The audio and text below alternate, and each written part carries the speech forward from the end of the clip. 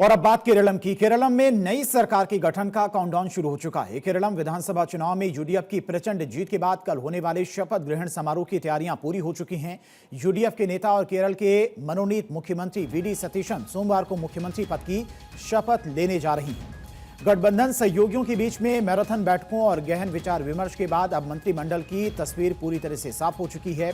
VD Satheesan ने केरलम प्रदेश Congress committee के अध्यक्ष सनी जोसेफ के साथ उनके आवास पर एक बेहद महत्वपूर्ण बैठक की। इस बैठक का मुख्य उद्देश्य कल शपथ लेने वाले कैबिनेट मंत्रियों की सूची को अंतिम रूप देना और विभागों के संभावित बंटवारे पर आम सहमति बनाना था। वीडी सतीशन और केपीसीसी अध्यक्ष सनी जोसेफ के बीच हुई हाई प्रोफाइल बैठक और इस मुलाकात के बाद मंत्रियों के नामों का सस्पेंस लगभग खत्म हो चुका है। कैबिनेट मंत्रियों के नामों की सूची को अंतिम रूप दे दिया गया है। खास बात यह है कि सतीशन के साथ उनका पूरा मंत्रिमंडल भी कल ही पद और गोपनीयता की शपथ लेगा। राज्यपाल को सौंपी जाने वाली आधिकारिक सूची तैयार कर ली गई है। सतीशन कैबिनेट का संभावित समीकरण क्या है और किसे मिली जगह वो भी आपको बताते हैं। रमेश चेनीथला यूडीएफ के वरिष्ठ नेता और पूर्व नेता प्रतिपक्ष, जिनकी प्रशासनिक क्षमता को देखते हुए उन्हें कैबिनेट में नंबर 2 या कोई बेहद कद्दावर विभाग दिया जा सकता है। इसके अलावा के सुधाकरन, एमएम हसन, कांग्रेस के वरिष्ठ संगठनात्मक चेहरों को बड़ी जिम्मेदारी या कैबिनेट में महत्वपूर्ण स्थान मिल सकता है।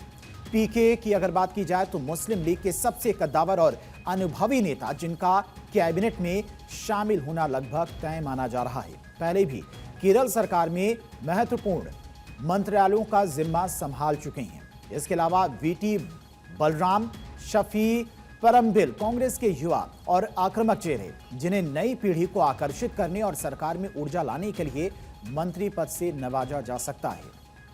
क्षेत्रीय और सामाजिक समीकरण की बात करें तो केरल की सियासत में कास्ट एंड कम्युनिटी बेहद मायने रखती है। सतीशन कैबिनेट में इसे इस तरह संतुलित किया जा रहा है।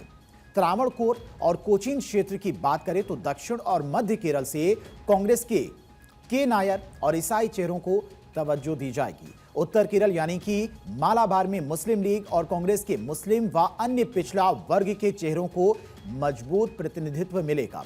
वीडी सतीशन ने खुद साफ किया है कि उनकी कैबिनेट की पहचान पूरी तरह से धर्मनिरपेक्ष होगी, जिसमें सभी वर्गों और समुदायों का समान प्रतिनिधित्व सुनिश्चित किया जाएगा। यूडीएफ सरकार का यह मंत्रिमंडल